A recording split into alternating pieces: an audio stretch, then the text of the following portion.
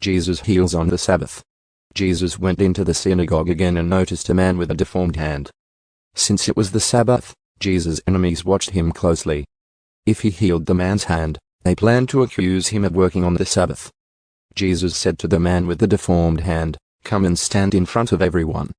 Then he turned to his critics and asked, "Does the law permit good deeds on the Sabbath, or is it a day for doing evil? Is this a day to save life or to destroy it?" But they wouldn't answer him. He looked around at them angrily and was deeply saddened by their hard hearts. Then he said to the man, "Hold out your hand." So the man held out his hand, and it was restored. At once the Pharisees went away and met with the supporters of Herod to plot how to kill Jesus. Crowds followed Jesus. Jesus went out to the lake with his disciples, and a large crowd followed him.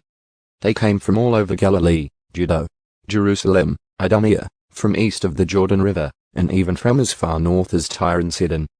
The news about his miracles had spread far and wide, and vast numbers of people came to see him.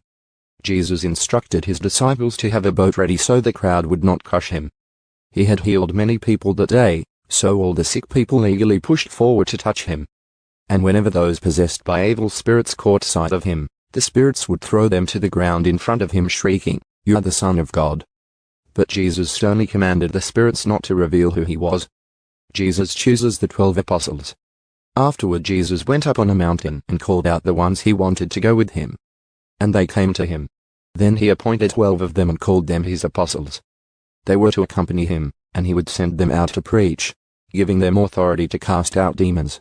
These are the 12 he chose: Simon, whom he named Peter, James and John the sons of Zebedee, but Jesus nicknamed them sons of thunder, Andrew, Philip, Bartholomew, Matthew, Thomas, James son of Alphaeus, Thaddeus, Simon the Zealot, Judas Iscariot, who later betrayed him.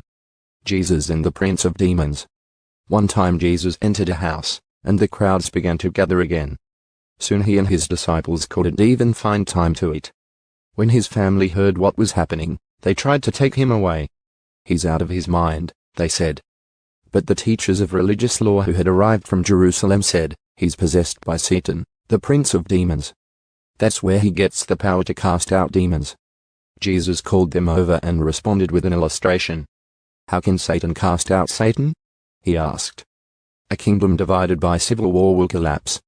Similarly, a family splintered by feuding will fall apart. And if Satan is divided and fights against himself, how can he stand? He would never survive. Let me illustrate this further. Who is powerful enough to enter the house of a strong man and plunder his goods? Only someone even stronger, someone who could tie him up and then plunder his house. I tell you the truth, all sin and blasphemy can be forgiven, but anyone who blasphemes the Holy Spirit will never be forgiven. This is a sin with eternal consequences." He told them this because they were saying, "He's possessed by an evil spirit." The true family of Jesus. Then Jesus' mother and brothers came to see him. They stood outside and sent word for him to come out and talk with them. There was a crowd sitting around Jesus, and someone said, "Your mother and your brothers are outside asking for you." Jesus replied, "Who is my mother? Who are my brothers?" Then he looked at those around him and said, "Look, these are my mother and brothers. Anyone who does God's will is my brother and sister and mother."